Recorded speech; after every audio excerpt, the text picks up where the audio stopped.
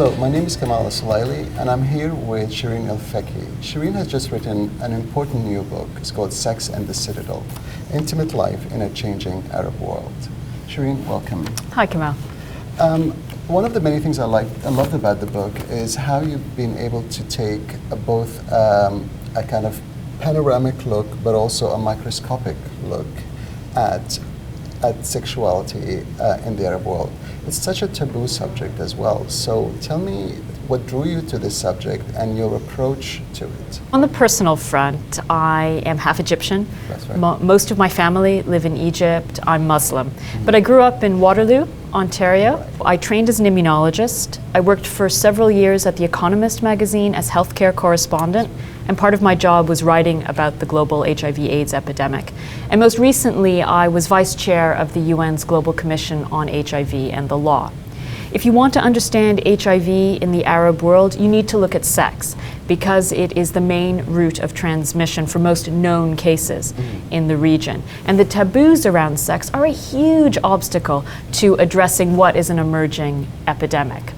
So it was that combination of the personal and professional which drew me to the Middle East and then sex. But then I realized that sex with a public health coat on, with a white coat on, is a very useful way to get in the door on a subject which is so taboo. It gives you a sort of respectability. Right. An entry point, perhaps. Exactly, that's exactly it. But once you're in the door, you take off the white coat and then you start to look at sexuality. And that's not just attitudes and behaviors, that's also values and beliefs. And what I found is that that was telling me not just about what was happening inside the bedroom, but what was happening outside as well, in terms of politics and economics and history and religion and gender and generations. It's a terrific lens through which to see any society, and I chose to look at the Arab world.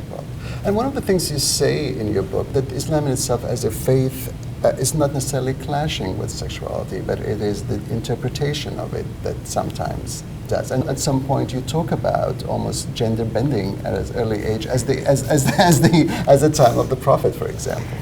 Exactly. So there is a widespread impression outside the Arab region, but also within the Arab region, that Islam is anti-sex. Right. And that is, as you say, because we have gravitated towards extremely narrow interpretations in Islam under the influence of the rise of Islamic conservatism, Wahhabi influence from Saudi Arabia. It's a perfect storm, basically, of politics, economics, and history, which has really brought us to this very narrow place. But as you know, over the long history of Islam, we have had much wider interpretations and much more flexibility around issues to do with the place of women, for example, and also around questions of sexuality. The Prophet Muhammad, for example, used to talk about sex extensively, and he used to emphasize, for example, the importance of foreplay between husbands and wives. And so there are many hadith, so these are accounts of the sayings and doings of the Prophet, in which he spoke very openly about sex. In fact, he spoke so openly about sex that medieval Christian commentators who were criticizing Islam would point to the Prophet and say, how can this man possibly be a prophet? He is so sexed up. And the long history of that celebration, really, of sex that's regulated within channels, and one of those channels is marriage, but the long history of Arabic writing, often by religious scholars, is a celebration of sex, and sex in all its shades and varieties. And one measure of this is that 1,000 years ago, for example, at the Abbasid period, the glory of Arab civilization, we used to have whole dictionaries which were just about sex. There were over 1,000 words, for example, for to have sex. And now, today, we are incredibly narrow. And most people in the region, if they want to talk about sex and they know another language, would prefer to speak about it in French or in English or even Hebrew, if they're Palestinians living in Israel, rather than speak about it in Arabic. And it's a measure of how closed we have become.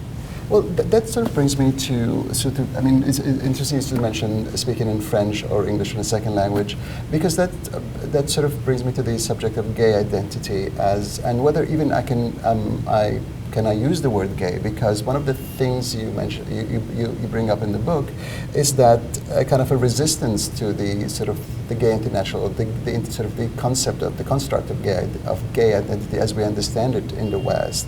As some people say, it's like a Western game plan, and you suggest that that deconstruction of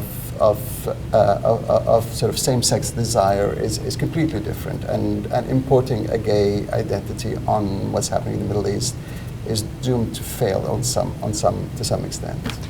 I think, like all aspects of sexuality, you know, the Arab world is vast and varied. It's 350 million people in 22 states, right? So it's very hard to generalize. And certainly in my experience of traveling across the region, talking to men and women, I found there are certainly some who most definitely self-identify as gay or lesbian or bisexual or queer. Absolutely clear. But there are many men and women who are having sex with their own sex who do not.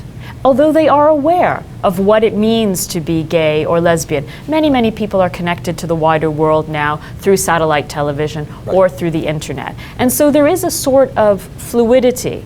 And I think that sort of diversity is of benefit, really, is of value. And those who wish to self-identify as LGBTQ,